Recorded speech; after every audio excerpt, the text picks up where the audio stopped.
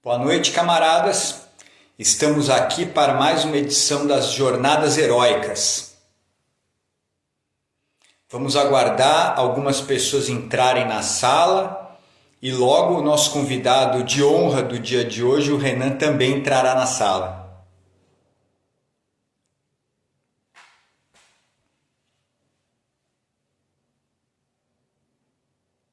Espero que quem está assistindo esteja gostando. São conversas alternadas com ícones da gestão e com ícones do esporte.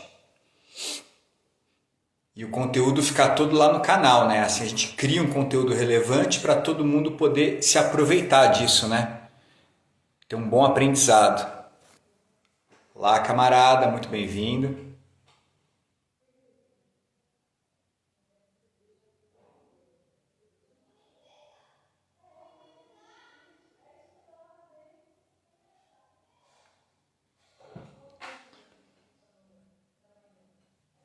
Bom, eu vou começar, como vai ficar salvo, todo mundo que...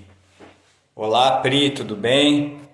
Eu vou contar a história das jornadas heróicas, depois quem entrar na sequência vai ter oportunidade de acessar o conteúdo, não tem problema nenhum. Mas a história é mais ou menos a seguinte... Fica salvo, Pri, no meu canal do YouTube, tá? Não deixa de se inscrever. Renan, fantástico, nosso convidado especial, acabou de entrar na sala. Pri, se você puder se inscrever, depois dá uma olhada no conteúdo e me dá um feedback, tá? Vai ser fantástico.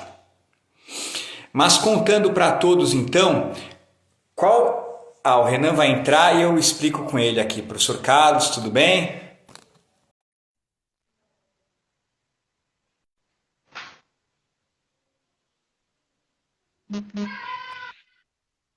E aí, Renan? Opa, beleza? Tudo bem, Rodrigo? Fantástico! Que alegria ter essa conversa com você hoje, Renan. Pô, muito bacana, cara. Prazer é meu, obrigado pelo convite. Vamos bater aí um bom papo hoje aí. Legal. Renan, deixa eu começar contando como que nós chegamos até aqui, o que são essas jornadas heróicas, e aí eu vou passar a bola para você, tá?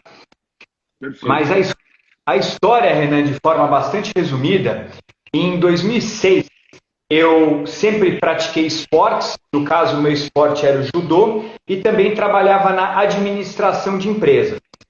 Em 2006, a ESPM me convidou para dar uma palestra e para eu falar para os alunos delas o que eu tinha aprendido no esporte e que contribuía para o meu trabalho na gestão. Na época eu trabalhava na Coca-Cola. Eu fiz essa palestra. Em 2008, a GV me convidou, eu também fiz essa palestra. E presente nessa palestra estava o Henrique, que era o presidente da editora, de uma editora. E ele falou, por que você não escreve um livro sobre isso? Eu, naquele momento, achei a ideia legal, mas quis me preparar melhor. E aí eu chamei, assim como você, atleta olímpico, o Dr. Wagner Castropil, não sei se você o conhece pessoalmente, mas ele foi médico de alguns ciclos olímpicos, depois de ter participado como atleta do COB, né, para a gente fazer esse trabalho do livro, né? E aí nós pesquisamos e entrevistamos 125 executivos ou empresários que haviam sido esportistas. E eles nos responderam que tinha 5 competências que você pode aprender no esporte e que depois você pode aplicar na gestão de forma bem sucedida. A atitude, que é o tema da nossa conversa de hoje, a visão, a estratégia, a execução e o trabalho em equipe. Depois que nós fizemos a pesquisa, nós publicamos o livro. Foi bem legal, teve até o prefácio do Abílio Diniz, vendeu toda a edição. Nós fizemos alguns treinamentos, algumas palestras. O Dr. Wagner é médico, muito ocupado. Eu, na época, era executivo, também tinha as minhas atribuições. Em 2016, a gente decidiu incrementar o trabalho e fazer uma nova pesquisa. Então, nós entrevistamos 6 ícones do esporte ou da gestão. E usamos a metodologia do estudo de caso. E cada um ia falar de uma competência. Então, para falar de atitude, entrevistamos a Marília Roca, CEO da Rinodê. Para falar de visão, José Salib, que foi o fundador da HSM. Para falar de estratégia, José Vicente Marino, que era o presidente da Avon. Para falar sobre execução, José Carlos Brunori, esse acho que você conhece. Muito bem. Para falar, para falar sobre trabalho em equipe, o Flávio Campos. E aí, para falar sobre as 5 competências, o Jorge Paulo Lemann, que além de ser um mega empresário, ele também foi atleta de tênis, né, durante muitos anos. Esse trabalho da pesquisa foi feito, o livro está na gráfica. E aí, o que aconteceu em paralelo? A minha esposa, Cíntia, que está nos assistindo também, ela trabalha com consultoria de imagem e estilo. É uma outra área que não a minha, mas ela conheceu e fez um trabalho com a Patrícia Dalpra no primeiro semestre.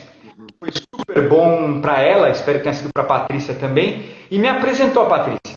E aí nós começamos a trabalhar juntos também. E ela falou, Rodrigo, e falou com muita razão, o livro tem uma contribuição, mas hoje o mundo é maior do que o livro, né? Por que a gente não faz conversas com ícones da gestão e com ícones do esporte de forma alternada e você tem essa conversa, agrega o conteúdo na live e também salva no canal do YouTube para quem quiser estudar, pesquisar depois, poder fazer isso também. Eu achei a ideia fantástica, né, Renan? E aí, através dela, nós nos conhecemos e estamos aqui no dia de hoje. Perfeito, perfeito. Muito legal a história, o briefing. A Patrícia é uma amiga de longa data, né? Muito amiga da minha esposa também. E, enfim, eu tenho um carinho muito grande por ela e uma admiração também muito grande pelo trabalho que ela desempenha, né? Nesse mercado tão competitivo aí, o que ela desenvolve realmente é fundamental para todos nós profissionais. Renan, como a gente está naquela. Bom, você é um atleta, super medalhista técnico agora, né? Está super na moda, né? Mas assim, a gente tem muitas faixas etárias que vão acompanhar e depois vão assistir a conversa. Então, conta para nós, primeira pergunta assim, da história do Renan, né? Vamos todo mundo conhecer o Renan, com as suas palavras. Então, vou tentar ser o mais breve possível, porque Não, por favor. Hoje eu estou com 60 anos, então a história ela é longa. Eu comecei jogando voleibol com 11 anos de idade, eu sou gaúcho, em Porto Alegre, numa escola, onde todo garoto deveria começar a praticar esporte. 2 anos depois eu estava já jogando no clube, numa seleção gaúcha, e com 16 anos fui convocado para a seleção brasileira pela primeira vez, uma seleção brasileira juvenil. E com 17, em 1977, para uma seleção brasileira adulta, para jogar uma Copa do Mundo no Japão e depois não parei mais, né? Fui até meus 29 anos na seleção brasileira, tive a oportunidade de jogar e disputar como atleta 3 Jogos Olímpicos, sendo que em 84 medalha de prata, a primeira medalha do voleibol brasileiro. Foi uma medalha importante, não foi a única, bem pelo contrário, mas foi aquela que abriu um pouco o caminho, os caminhos, né, dessa trajetória tão bacana do voleibol, que depois veio a conquistar tantas e tantas medalhas, né? Principalmente em Jogos Olímpicos também. É a atual campeã olímpica, a seleção brasileira. Então nos enche de orgulho toda essa trajetória do voleibol. Tive a oportunidade de jogar na Itália durante 5 anos. Quando eu parei com a seleção brasileira, fui para a Itália. Fiquei 4 anos em Parma, 1 ano em Ravenna. Foram anos maravilhosos como atleta, como profissional. Aprendi muito lá. E eu tinha um sonho, quando parasse de jogar, ser treinador. Então eu comecei já a investir nessa nova carreira, nessa nova... Então, onde você teve esse sonho? Como você tinha essa ideia? Então, eu tive a oportunidade de ter grandes treinadores, né? Entre eles o nosso querido amigo e saudoso Bebeto de Freitas, José Carlos Brunoro, Jorjão, aqui no Brasil. Depois na Itália, o Montali, enfim, passei na mão de grandes treinadores e enfim, eu acho que como todo como todo atleta de alto rendimento, é um pouco inquieto, né? Então, eu ficava vendo e olhando e observando os treinamentos, cada um com seu método, cada um com seu modelo, e eu anotava tudo. Eu falava, cara, esse treino é muito legal. Então, eu comecei a escrever, e quando eu estava começando a parar de jogar, eu falei, cara, tudo que eu quero é botar em prática tudo isso que eu aprendi, que eu tive a oportunidade de observar. E eu comecei a fazer cursos, comecei a estudar bastante. E em 1993, quando eu parei de jogar, voltei para o Brasil. A minha primeira oportunidade foi o Brunoro que deu, como técnico do Palmeiras Parmalat. Vim com todo entusiasmo, né? E, enfim, era inimaginável a vontade que eu tinha. porque na minha cabeça eu achava que, cara, eu joguei no Brasil, joguei na seleção brasileira, joguei nos principais clubes do mundo, né? Agora é minha vez de ser treinador, pô, vou botar toda a minha experiência, então era um entusiasmo enorme, né, para dar início a uma carreira. E aos poucos eu comecei a ver que só a prática não era o suficiente. Só a prática não era o suficiente. E aí foi quando eu senti a necessidade, então, de me capacitar realmente. Aí eu tive a oportunidade de ficar 6 anos trabalhando dentro de uma universidade. Eu fui para a área da gestão, trabalho dentro da Unisul, em Santa Catarina. Montei 2 projetos muito legais aqui, que foi o da Unisul e da CIMED, projetos extremamente vencedores. Na CIMED eu já voltei a atuar como treinador e depois não parei mais. Fui para a Itália, voltei, fui ser diretor técnico das seleções brasileiras nessa caminhada olímpica, Rio 2016, masculino e feminino, acompanhando o dia a dia do trabalho fantástico que fizeram o Bernardo e o Zé Roberto. E depois de 2016, né, com a saída do Bernardo, que ele estava realmente bastante em dúvida de dar continuidade ou não, e no fim acabou decidindo em sair da seleção masculina, aí eu recebi o convite.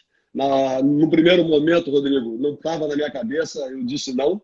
No segundo momento, também não estava no meu radar, eu neguei novamente. E no terceiro convite somente que acabei aceitando esse desafio monstro, que é estar à frente de um projeto tão bacana como a nossa seleção brasileira, né? Uma responsabilidade enorme, porque o voleibol tem uma história muito legal, muito bonita, história vencedora, tanto no masculino como no feminino, o voleibol de praia. Então, estar à frente de um projeto como esse é uma responsabilidade realmente enorme, muito grande, sabe? E eu acho que o que me fez tomar essa decisão foi justamente a oportunidade que eu tive de flutuar, né, em diversas áreas dentro do esporte. Então, eu fui atleta de clube, atleta de seleção brasileira, atleta na Europa.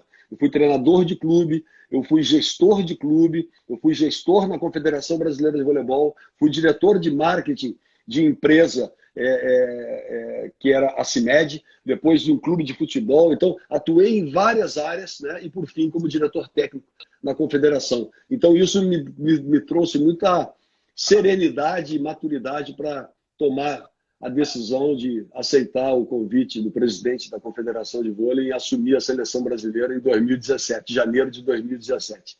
Então, estamos aí com o maior desafio da temporada, ou seja, do quadriênio, que será os Jogos Olímpicos em 2021. Renan, não tem a ver com o tema da conversa, mas uma curiosidade. Pô, você, meu ídolo, né? Assim, é esporte. Quantas eu viajo ao fim do mar, lá, os jogos. Pô, assim, eu cresci torcendo, né?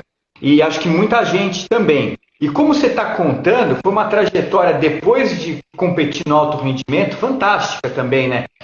Tão ampla, né? Por que em 2016 você falou agora que estava em dúvida e pensou? Porque para mim, ouvindo a sua narrativa, era até uma decisão natural, era tipo uma realização de mais uma etapa do projeto, né? Você tem razão, mas eu estava numa função como diretor técnico, né? Eu tinha trabalhado na Itália como treinador, voltei para o Brasil e fui trabalhar na Confederação de Vôlei. Eu estava como diretor técnico e eu estava morando no Rio de Janeiro já há alguns anos. E eu estava longe da família, longe de Florianópolis, que é onde eu moro, e o meu combinado com a Confederação Brasileira de Vôlei, que era após Jogos Olímpicos, eu retornaria para casa. Nós temos uma empresa familiar aqui, que agora já está uma empresa bastante encorpada, que é a Par Mais Planejamento Financeiro, uma empresa que cuida de finanças pessoais, uma empresa que nasceu por uma necessidade própria, porque eu tinha uma preocupação muito grande, porque o atleta de alto rendimento, ele é assim, bem remunerado durante uma fase da vida, e eu acompanhava vários amigos que pós-carreira, né, tinha uma dificuldade muito grande. Então a gente montou uma empresa justamente pensando nisso, né, pensando no pós-carreira, na transição de carreira, plano de aposentadoria, enfim, investimentos, claro. Mas foi muito bacana. E eu tinha um sonho em trabalhar na empresa, né? Então, uma empresa que eu ajudei a construir. Hoje a minha esposa, Analisa, é a CEO da empresa, e temos mais vários sócios também. Hoje a empresa cresceu bastante, mas eu tinha esse sonho de voltar, então, para Florianópolis. E quando acabou os Jogos Olímpicos, foi isso que eu fiz, né? Eu pedi demissão da Confederação Brasileira de Voleibol, e o único pedido que o presidente fez foi esse: cara, antes de você ir definitivamente, eu queria que você renovasse com o Bernardinho e com o Zé Roberto. Com o Zé Roberto foi muito rápido, porque, infelizmente, o Zé não conseguiu chegar no seu objetivo maior, que era uma final olímpica. Ele fez um trabalho no quadriênio maravilhoso, perfeito. A seleção brasileira feminina chegou na plenitude da sua forma nos Jogos Olímpicos e, infelizmente, né, estamos falando de esporte, teve um tropeço, uma fatalidade muito grande na quarta de final, mas não apaga tudo que foi construído. E ele, eu tenho certeza que ficou entalado, então ele falou, não, cara, eu vou mais um quadriênio, porque eu vou recuperar uma medalha, enfim. Então, um cara que tem uma fibra muito grande. O Bernardo demorou um pouco mais, só em dezembro, dia 22 de dezembro, que ele deu a negativa, né, definitiva, de que não iria continuar. Então, até ali eu fiquei ainda morando aqui, mas trabalhando, claro, para essa renovação que, no fim, não aconteceu no masculino. E em janeiro, tomei a decisão daí de aceitar, então, o convite. E eu acho que um dos motivos que eu aceitei, primeiro, eu acho que, sem dúvida nenhuma, era a hora de eu dar a minha contribuição também, continuar dando a minha contribuição para o voleibol. Foi muito instigado pelo Zé Roberto também, um cara que me cutucou muito, cara, vamos e tal. Foi bem bacana. E eu acho que pelo desafio também, viu, Rodrigo? Eu falava com amigos e todos falavam, você tá maluco? Pegar a seleção depois do Bernardinho, não sei o quê. E realmente era um risco extremamente alto, né? De você, pós-Jogos Olímpicos, pós-título olímpico, é natural que há uma acomodação, deveria se fazer também uma transição interessante de renovações e tudo mais. Mas, assim, eu fico muito feliz porque foram 3 anos, né? Claro, esse ano nós não tivemos absolutamente nada, mas 2017, 18 e 19, nas principais competições, que é a Copa dos Campeões, nós fomos campeões da Copa dos Campeões de 2017, 2018, o Campeonato Mundial, a gente foi vice-campeão mundial, e 2019 a gente foi campeão da Copa do Mundo de forma invicta no Japão. Foi muito bacana, além de bicampeão sul-americano, enfim, que é uma competição, parece um nível técnico um pouco menor, porque tem hoje Brasil e Argentina num nível muito alto e as outras seleções um degrau abaixo, mas é uma competição extremamente importante, porque vale ponto no ranking, enfim. E o Brasil, hoje, a gente tem muito orgulho em falar que sei lá, 17, 18 anos, primeiro do ranking mundial, sem nunca ter saído. Então, isso aí é um trabalho que vem já há décadas sendo construído, desde lá de trás, né, na década de 70, e que veio conquistar sua plenitude aí com o Bebeto, Zé Roberto, Brunoro, Bernardinho. Então, assim, tem uma história muito bonita por trás dessa história vitoriosa, né, do voleibol. E tem umas curiosidades, Rodrigo, muito interessantes, que quando a gente fala... eu tive a oportunidade de escrever um livro também, quando eu fiz uma cirurgia no joelho, fiquei um tempo parado. Qual que é o título, Renan, para a gente comprar esse livro aí? Aqui, ó, Ninguém é campeão por acaso. Já Ninguém vai é campeão por acaso. Ninguém é campeão por acaso, Rodrigo. E porque eu acredito muito que a vida da gente, ela é um trabalho de construção. Nada na vida da gente acontece por acaso, né? Tudo é um trabalho de construção, de tomadas de decisões. E eu coloco ali 5 pilares que para mim foram muito importantes na minha vida. Na minha vida profissional, como atleta, na minha vida profissional como treinador, na área da gestão e familiar também. Então, eu me baseio muito em cima desses 6 pilares, que é a paixão. O primeiro deles é você ter amor por aquilo que faz, sabe? E aí, no livro, eu conto várias histórias. O segundo deles, que é o treinamento, ou seja, é a execução, né? Nessa aqui. É o treinamento, é botar em prática tudo aquilo, arregaçar a manga, ir a campo, né? A gente sabe que talento é muito importante, mas a transpiração é que realmente conta, faz a diferença. Então, paixão, treinamento, renúncia. Ou seja, não existe uma história de sucesso sem uma história de sacrifício, de comprometimento por trás, né? Todas as histórias de sucesso que nós conhecemos têm realmente uma história dura por trás, né? De muito sacrifício, de muita dedicação, de abrir mão de uma série de coisas, enfim. A quarta delas é a ousadia, é você estar saindo da sua zona de conforto constantemente. E aí eu tive a oportunidade de ler um pouco sobre esportismo, né? E vi que essa ousadia tem muito a ver com a atitude. É você sair da sua zona de conforto, é você saber tomar as decisões, você correr riscos. Isso é muito importante, né? A quinta delas é a resiliência.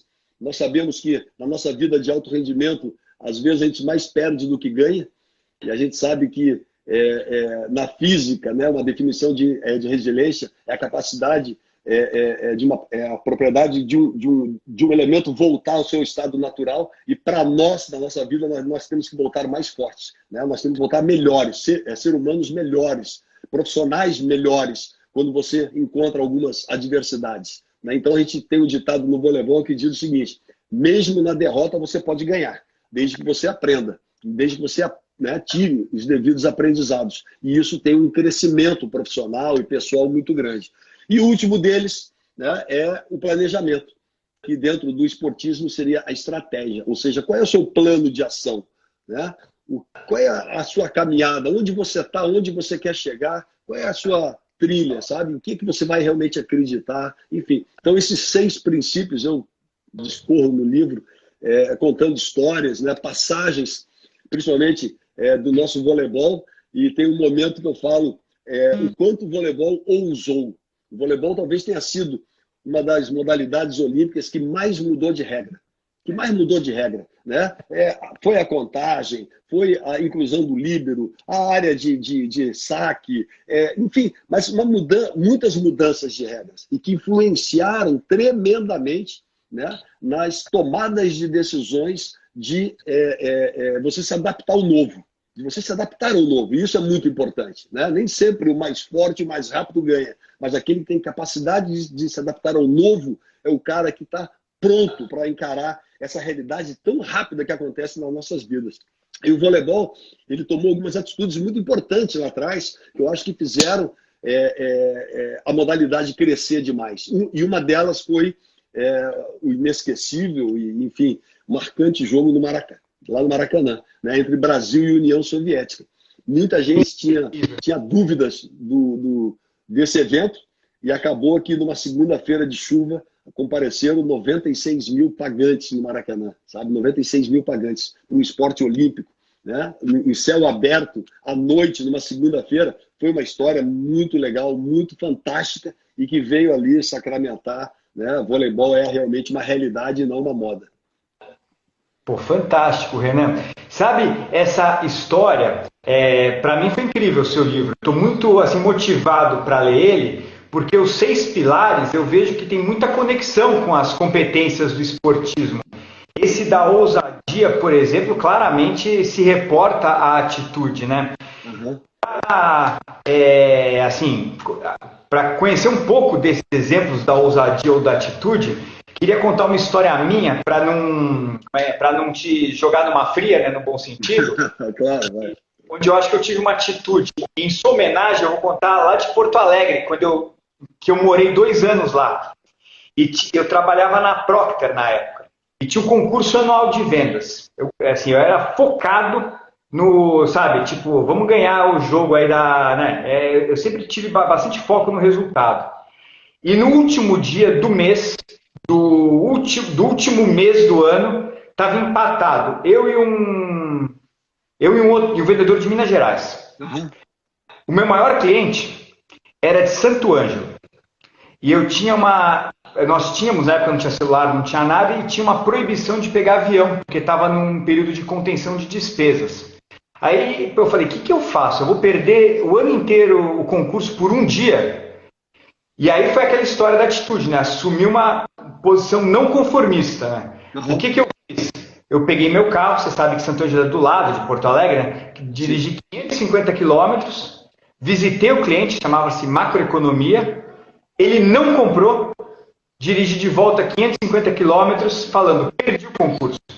Mas eu acho que alguém lá viu o esforço, né, da ida e da volta, e o vendedor de Minas também não tirou pedido no último dia. Eu acabei ganhando esse concurso. Cara, muito bom, cara. Muito bom. Mas A gente sempre é recompensado, né, pelo sacrifício. Não tem como.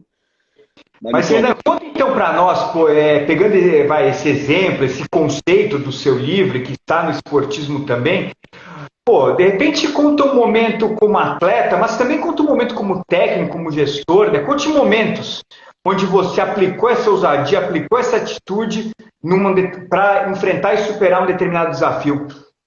Então, eu acho que a vida da gente ela é movida a desafios, né? A superações, enfim. E Nós tivemos uma passagem muito dura, né? Eu e a minha esposa, com o nosso primeiro filho, que é o Gianluca. Ele, com 2 aninhos, ele foi diagnosticado com leucemia, leucemia linfóide aguda. Hoje ele está com 26 anos, né? Está super bem, muito forte, muito saudável. E hoje eu tenho 2 filhos, o Gianluca e o Enzo. O Gianluca com 27 anos e o Enzo com 21. E foi uma batalha enorme. Foi quando eu parei de exercer a função de treinador, depois de 6 anos, para me dedicar 100% ao tratamento dele, né? Então nós viemos morar em Florianópolis, larguei tudo, a minha esposa também. Foram 4 anos de tratamento realmente muito duro, mas foi o momento também que eu pude me capacitar bastante, né? Foi onde eu comecei a trabalhar dentro de uma universidade, montei um projeto de esportes. Então, assim,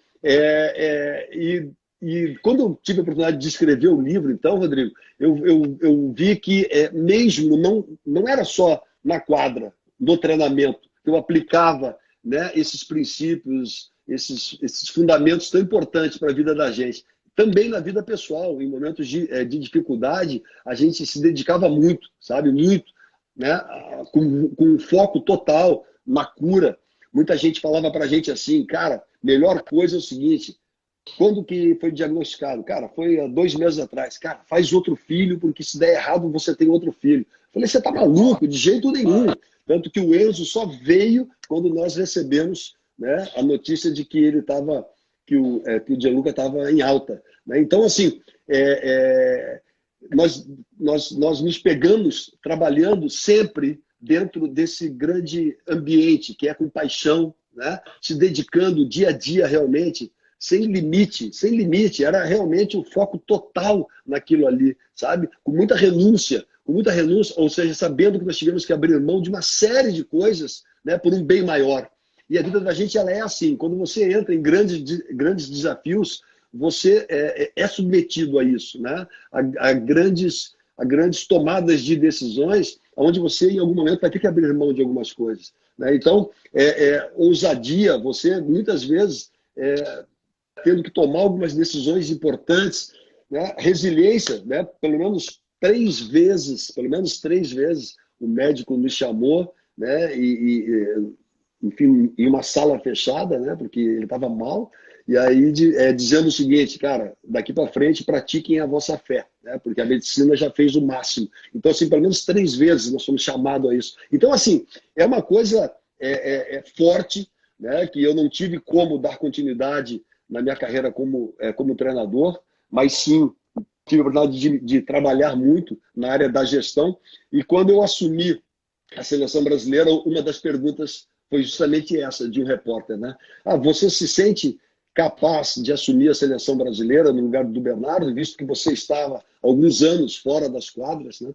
E aí eu respondi o seguinte, cara, eu vou dizer que meu maior crescimento como profissional e como ser humano foi justamente quando eu não estava nas quadras. Foi quando eu pude me capacitar, quando eu fui trabalhar com pessoas, quando eu fui trabalhar na área da gestão, que eu tinha que tomar decisões importantes, né, como time, como gestor de time.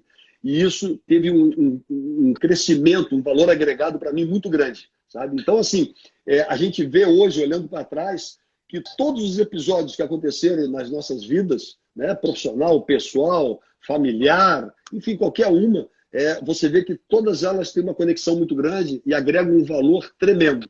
Tremendo. E essa é a famosa experiência, né? Quando a gente vê assim, os mais velhos falarem, né? Não, escutem a voz da experiência. É porque realmente passaram por tantas situações que eles têm subsídios de tranquilidade suficiente, né, para tomar, talvez não seja a decisão correta, mas com convicção, acreditando em alguma coisa. E eu acho que esse é um diferencial muito grande, quando você toma as decisões, né, acreditando realmente em alguma coisa, né? Então, o esporte foi minha grande universidade, né? Eu não consegui me formar academicamente falando, né? Eu fiz arquitetura 2 anos e meio, quando me mudei para o Rio de Janeiro, mudei para engenharia civil, fiz um semestre, não estava dando, mudei para educação física, fiz 2 anos e não consegui acabar também. No fim, eu tive que fazer cursos paralelos para poder me capacitar e poder tirar o CREF provisionado para poder hoje exercer a função de treinador.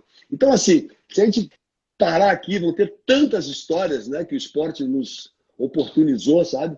Que é muito legal, muito bacana você poder olhar para trás e ver quantas amizades você fez, quantas oportunidades você teve, Rodrigo, de estar do lado de pessoas brilhantes, pessoas que realmente fizeram a diferença.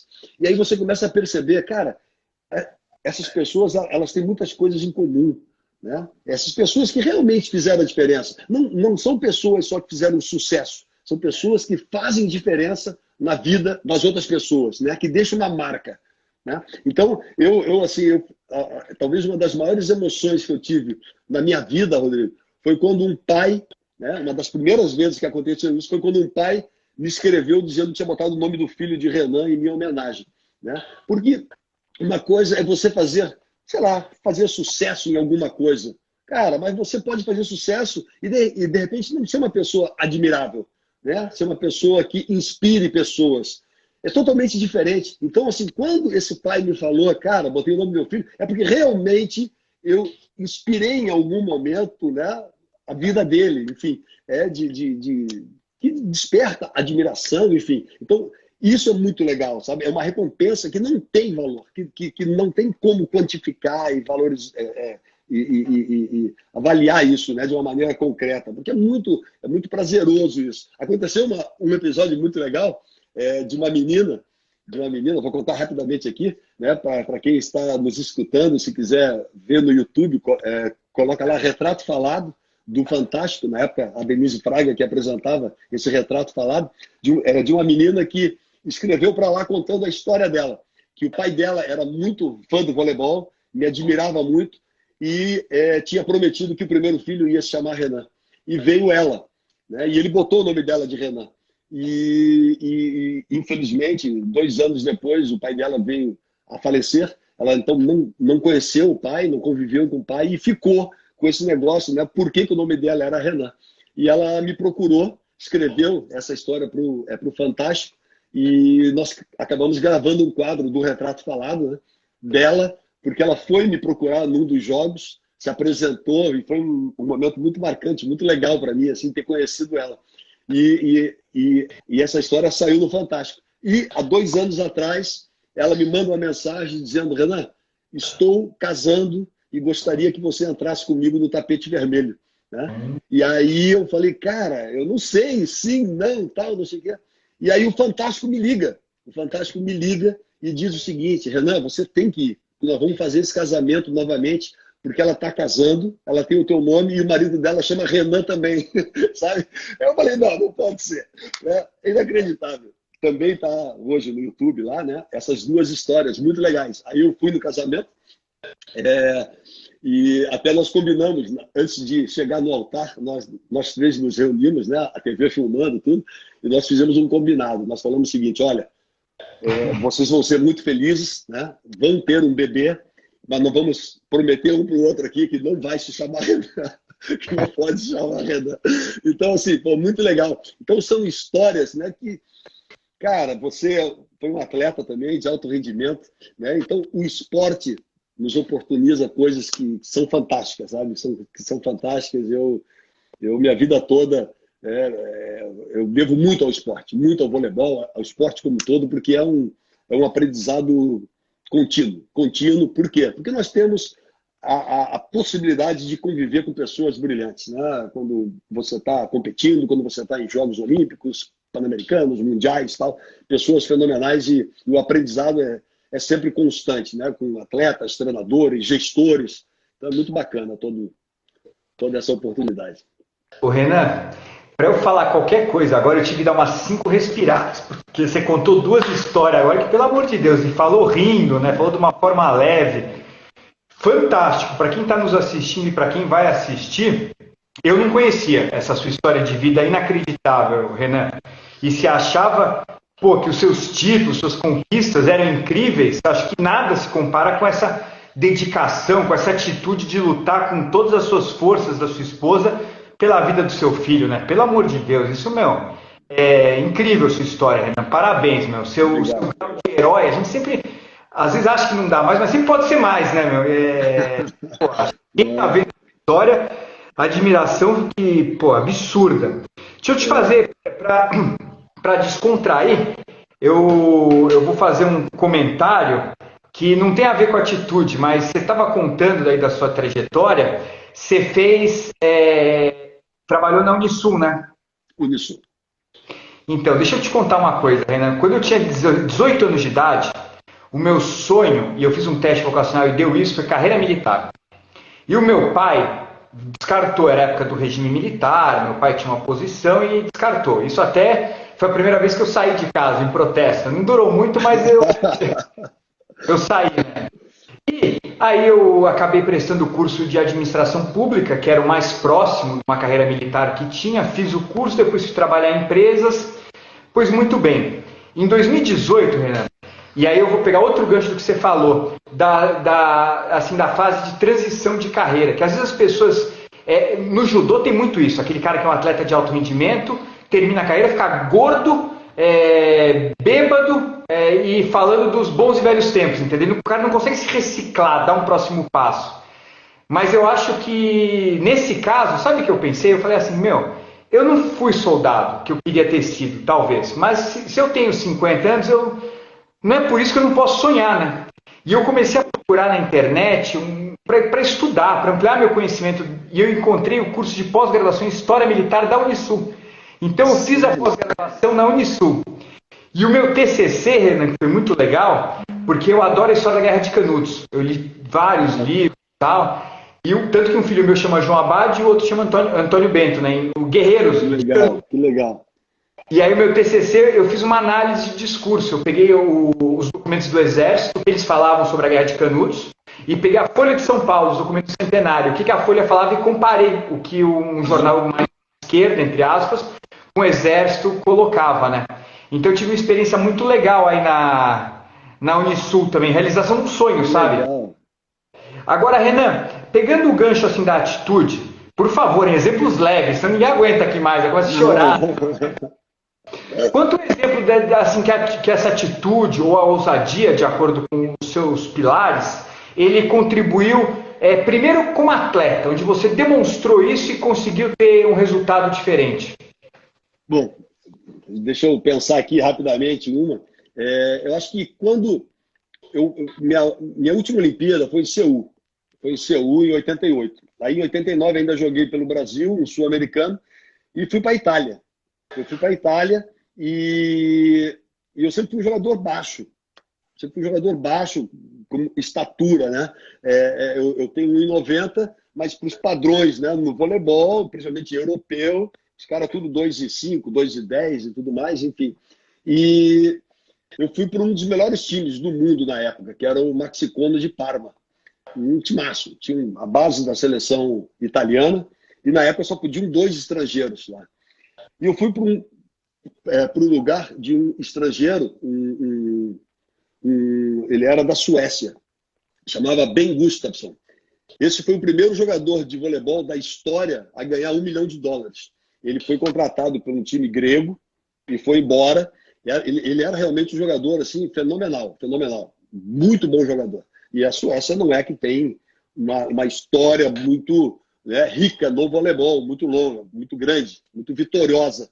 Mas ele era um cara diferenciado e tudo mais. Um alemãozão enorme, de 2 e pouco. Tal. Aí, quando eu cheguei em Parma, né, todo mundo me olhou assim. Na época não tínhamos, né, o celular, o vídeo instantâneo. Hoje, qualquer treinamento, qualquer jogador que aparece hoje no interior da Sérvia, nós na hora já estamos sabendo, já tem alguma coisa dele treinando, já tem, enfim, aqui no Brasil mesmo, né? Ou seja, a comunicação hoje ela acontece muito rápida. E na época nós encontrávamos os principais jogadores só nas competições mais importantes, nos mundiais e nos Jogos Olímpicos de 4 em 4 anos e também em alguns amistosos e tudo mais.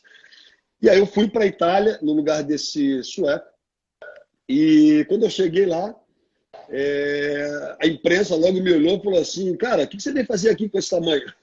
Tá? O que você veio fazer aqui com esse tamanho? Né? Eu falei, cara, eu fui contratado, eu ainda não falava italiano, eu falei, cara, fui contratado, né, para jogar nesse time maravilhoso, vai ser uma experiência.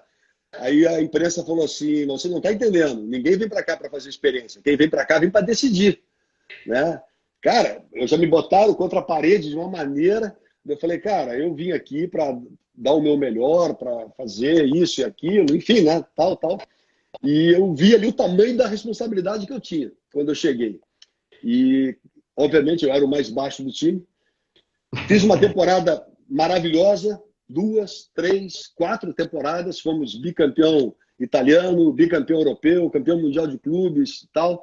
Depois o Bebeto acabou indo também ser treinador lá durante 2 anos comigo. Eu me naturalizei italiano com a minha naturalização, o Carlão foi para o meu lugar. Então, no último ano, eu já joguei como italiano. Só podiam 2 italianos na época, 2 estrangeiros na época. E eu fiquei muito feliz, porque o time, ele era um time realmente fantástico. Muito, muito bom. Grandes atletas, né?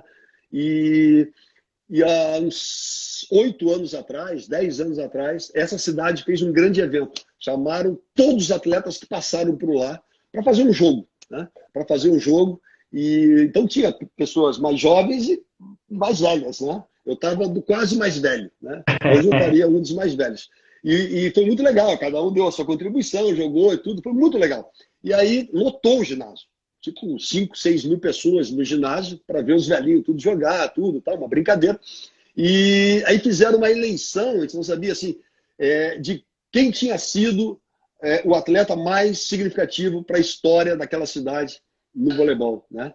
E eu acabei vencendo o prêmio, sabe? Eu acabei ganhando o prêmio, assim. Então, para mim, aquilo ali teve uma importância tão grande que isso nunca foi divulgado. Acho que é a primeira vez que eu estou contando isso. Isso nunca foi divulgado em lugar nenhum, não tem no meu livro, não tem nada. Mas para mim, pessoalmente, foi de uma importância tão grande, porque quando eu cheguei na cidade, eu fui colocado contra a parede, fui colocado realmente em xeque, né? Como quem diz assim, cara, você veio aqui para decidir, você não veio aqui para pegar experiência. E se não decidir, você vai embora. E lá é assim, né? E eu acabei construindo uma história muito legal lá, muito legal. E até hoje eu deixei grandes amigos, tenho grandes amigos lá, grandes amigos em Parma. Depois eu joguei um ano em Ravenna, mas Parma, especificamente, nesse time, foi fantástico. Foi fantástico. E eu acho que foi muito em função também da atitude com que eu me apresentei lá, né? Com a atitude de que, cara, eu vim aqui dar o meu melhor, né? E não me intimidei em momento nenhum, sabe? Em momento nenhum, porque eu realmente acreditei, né, que eu tinha a capacidade, né, de estar num grande time. Por isso que eles tinham me contratado. Então, eu acho que é muito importante na vida de todos nós profissionais, né, acreditar na sua capacidade, ter realmente atitude, demonstrar, né, que você é capaz, né? Não basta só ser capaz, você tem que demonstrar que você é capaz, dar segurança, né, para a sua equipe, né, para o seu ambiente de trabalho. Então, assim, para mim foi uma história muito legal, muito impactante na minha vida, porque me deu muita segurança, né, para continuar a minha vida profissional dentro do voleibol. Nossa, Renan, essa história é magnífica, né? Que bom, né? Que às vezes as pessoas constroem um legado, não se atentam a isso, ou não tem o reconhecimento em tempo de poder usufruir, e você viu todo esse ciclo, né? Onde a sua atitude te trouxe de um descrédito para uma realização magnífica, né, meu? Que história... Muito legal, sabe por quê? E aí a Patrícia Dalpra está escrevendo aqui, porque um ano depois, né, no meu último ano de carreira, eu fui jogar em Ravenna, também num grande time, talvez o segundo melhor time lá na Itália. E quem estava também na equipe era o Giovanni Gávio, né, que exatamente, foi o marido da Patrícia, né, do primeiro casamento, um cara que eu tenho um carinho muito grande, uma admiração muito grande, é um irmãozão para mim. Era um dos primeiros anos de carreira dele na Itália e o meu último ano de carreira, né? Então eu era o mais experiente e ele era o mais jovem do time. E ali nós conhecemos, então, o Didio, claro, que eu já conhecia, a Patrícia eu acabei conhecendo ali, né, mais de perto, mas ela desenvolveu uma amizade muito grande com a Analisa também, foi muito bacana, assim, e até hoje elas são irmãs, elas têm uma amizade muito grande, muito bacana. Pô, isso. muito legal, né? Você sabe que esse negócio da atitude, de você vencer o ceticismo, eu me lembrei, não de um exemplo executivo, mas eu lembrei de um exemplo acadêmico. Eu faço doutorado atualmente, né, além de trabalhar no conselho lá do Vita com o Dr. Castropil, prestar algumas consultorias, mas eu entrei em 2016 no doutorado. E aí, pô, logo depois teve aquela Lava Jato, começou a ficar mais crítico com eleições, né? E, eu, e o pessoal, você olha os artigos acadêmicos, o pessoal que está envolvido na Lava Jato não quer falar, né? Eles são muito resistentes a falar, até porque expõem situações muito complexas, né? Mas eu falei, eu vou escrever um artigo acadêmico sobre a Lava Jato. Meu, primeiro uma insanidade, um aluno, né? Você sabe que na academia ele é doutor que faz, né? Mas um aluno escrever um negócio que ninguém fala, né, meu? E Renan, mas assim, eu acho que a atitude aprendida no esporte me ajudou, que eu fui num, fui no outro, fui no terceiro. Eu consegui entrevistar as pessoas envolvidas. Que legal. Com a condição de preservar o anonimato. Claro. E escrevi o artigo, né? Falei, nossa, eu não acredito que eu consegui isso, né? Você pega o artigo, tem alguns conteúdos que não tem na Veja, que não tem não saiu na Globo, né? No UOL. E aí eu falei, pô, como eu fiz GV, eu quero publicar na revista da GV.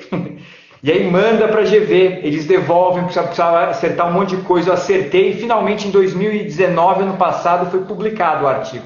Legal. Então é uma coisa, pô, meu, que se você não tem atitude na vida, vai ser com a família, é verdade, é verdade. Vai ser no esporte, vai ser na academia, você não emplaca, né, meu? É isso aí, você tá coberto de razão, né? Eu coloco aqui, a atitude tem muito a ver com ousadia, quer dizer, você realmente, né, sair do seu, do seu entorno ali e ir lá em busca dos seus sonhos, né? Mas eu queria aqui, eu sei que o tempo está corrido, tem um monte de gente entrando aqui, falando muita coisa bacana, mandando saudações, né, amigos. Aqui meu querido amigo Toninho, ex-jogador da Seleção Brasileira de Vôlei, de clube comigo também, quero mandar um grande abraço para ele. Enfim, uma série de pessoas escrevendo coisas bonitas aqui, de Kirali, Giba, e vem grandes atletas, né, que fizeram parte da história do nosso voleibol. O Bernard entrou antes aqui, para mim, o maior jogador de todos os tempos no Brasil, um cracaço de bola, né, naquela época. Enfim, cara, olha, muita gente bacana. Então, é muito legal estar participando disso. A gente poderia aqui ficar contando histórias, né, o tempo todo.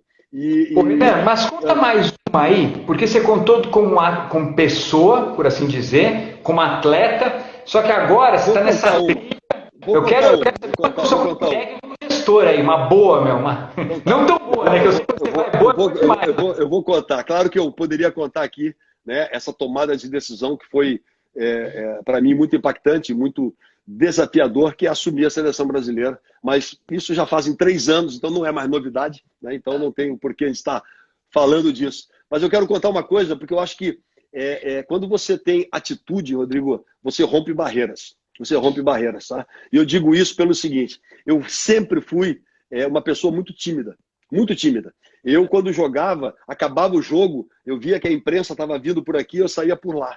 Eu tinha vergonha de falar na imprensa, eu gaguejava, eu não conseguia, né? Eu suava, eu transpirava, eu ficava tenso, eu não conseguia falar na frente de uma câmera. Era um negócio assim, e chegou a acontecer um episódio assim muito importante, que marcou muito a minha vida, né? Negativamente falando. Eu fui convidado para fazer a divulgação do primeiro Rock in Rio, né?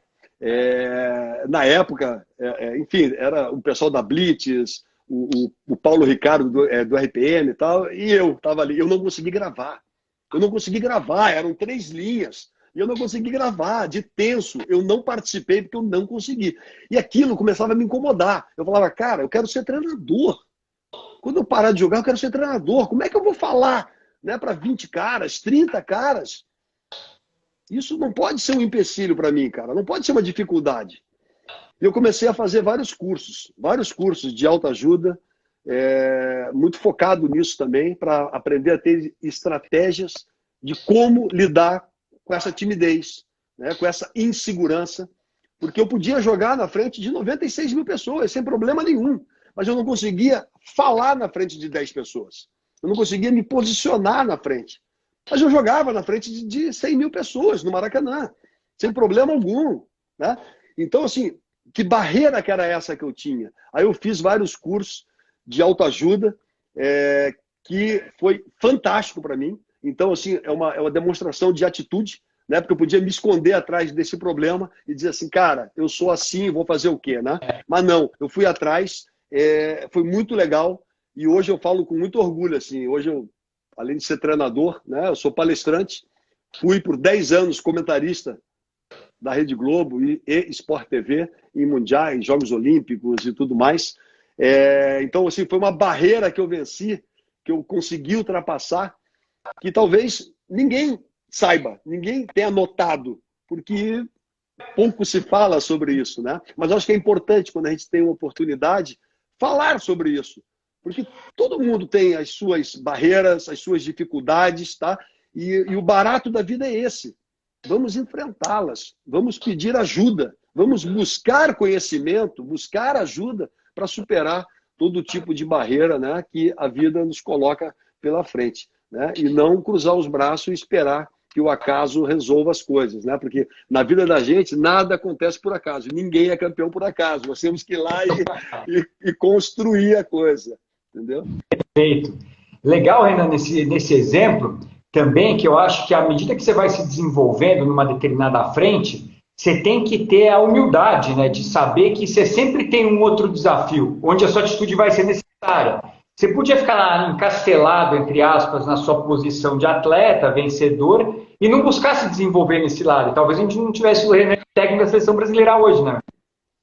Exatamente, exatamente. Por isso, eu gosto de falar, apesar de falar pouco sobre isso, mas eu gosto de falar dessas dificuldades, né? A gente poderia estar aqui falando sobre o saque viagem, podia estar falando aqui de grandes conquistas do nosso voleibol, mas eu acho bacana a gente falar desse entorno que é pouco conhecido, né? Que as pessoas, né, que estão ali hoje, né, os principais atletas do mundo hoje, são pessoas que têm dificuldades como todas as outras, emocionais, familiares, financeiras, e elas são reais na vida dessas pessoas, né? Por mais que parece estar no mundo encantado, não estão no mundo encantado, né? Também tem as suas dificuldades. Então, isso é muito legal, a gente pegar, e eu aprendi muito também com outros exemplos, né? Então, eu acho que é bacana a gente poder ter essa oportunidade de passar, né, para poder, quem sabe, inspirar, né, e mobilizar as pessoas aí para buscar o seu sonho. Renan, eu, com a sua permissão, assim, a sua história é incrível, né? Mas eu sempre encerro um pouco antes, porque eu sou de uma geração que sofre nesse dedinho aqui, sabe? Eu também. Essa conversa tem que ficar gravada, né? A gente tem que, assim, ter seu testemunho. Eu agradeço absurdamente a sua atenção, a sua generosidade, assim, não só por participar, mas agora que tivemos essa conversa, de relatar com o peito aberto histórias profissionais, histórias pessoais, como as que você relatou, né? E, pô, Renan, pra mim você já era um herói, assim, né? Tá, eu assisti tudo isso aí que você falou, sabe? Tá falando, tá lembrando. E vendo o exemplo da sua família, né? Ampliou muito o respeito, a admiração por você.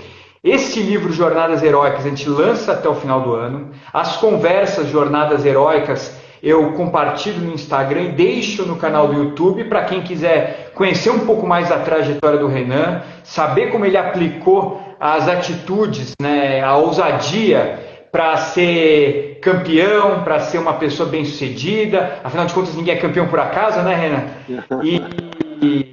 Então vai ficar salvo para todo mundo. Eu queria pedir, Renan, dá um recado para todo mundo, deixa os seus contatos, de repente, como você palestra, como você tem livros também, fique à vontade e eu encerro em seguida.